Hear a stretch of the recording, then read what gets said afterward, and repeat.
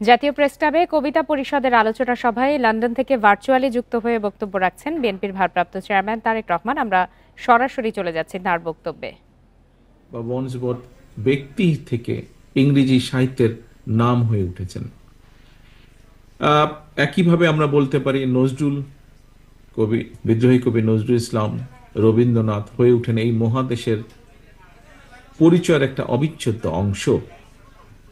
ঠিক এমনিভাবে কবিতা আর দেশাত্মবোধক সঙ্গীতকে মুক্তিযুদ্ধের সাথে একাকার করে স্বাধীনতা যুদ্ধ শেষে দেশ গঠন আর দেশাত্মবোধের প্রেরণা নিয়ে শহীদ জিয়াউর রহমান প্রথম বাংলাদেশ আমার শেষ বাংলাদেশ, জীবন বাংলাদেশ আমার মরণ বাংলাদেশকে তার দল, বাংলাদেশী জাতীয়তা দল এবং বিএনপির অনুপ্রেরণা দলীয় সঙ্গীতে পরিণত করেন গভীর শ্রদ্ধাবোধ থেকে। শহীদ জিয়া সেই আদর্শ আজও সমুন্নত জাতীয়তাবাদের আদর্শের প্রতিটি নেতা কর্মীর মাঝে।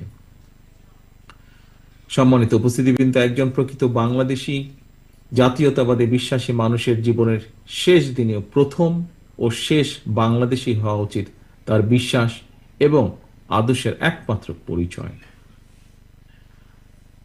আজকের এই শ্রাবণ দিনে যে বিশ্বাস আর প্রত্যয়ের কথা বহু বক্তা এখানে যারা বক্তব্য রেখেছেন কথা ঐক্যবদ্ধভাবে উচ্চারণ করেছেন।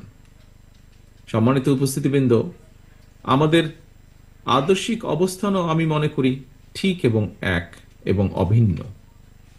এদেশের স্বাধীনতা, সার্বভৌমত্ব ও গণতন্ত্রের প্রতি আপনাদের দৃঢ় অবস্থানের সাথে কিন্তু আমাদের বিন্দুমাত্র পার্থক্য নেই।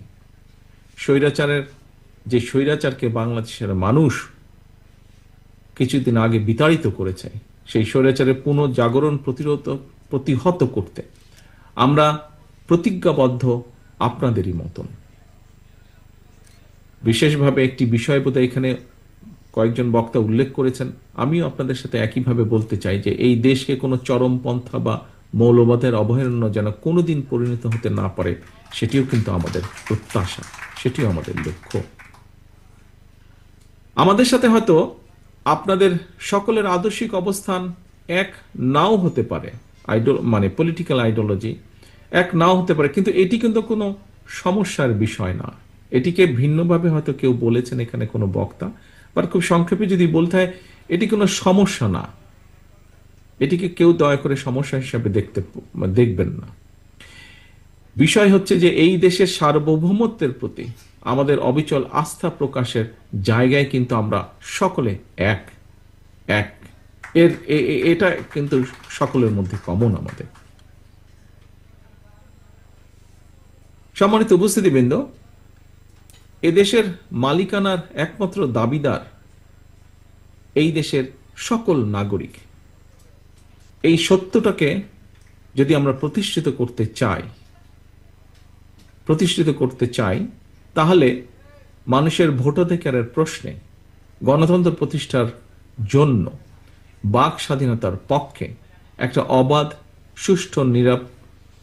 সুষ্ঠু নির্বাচনের পক্ষে আমাদের সকলকে ঐক্যবদ্ধ হতে হবে। অর্থাৎ একটি অ্যাকাউন্টেবল অবস্থা দেশে তৈরি করা একান্তই প্রয়োজন, এবং আমরা যদি সেটি করতে সক্ষম হই, এখানে আপনারা আপনাদের কবি সাহিত্যিকবৃন্দ আপনারা যারা বক্তব্য রেখেছেন, আপনাদের বক্তব্যে যারা আপনারা লেখার স্বাধীনতার কথা বলেছেন, মত প্রকাশের স্বাধীনতার কথা বলেছেন,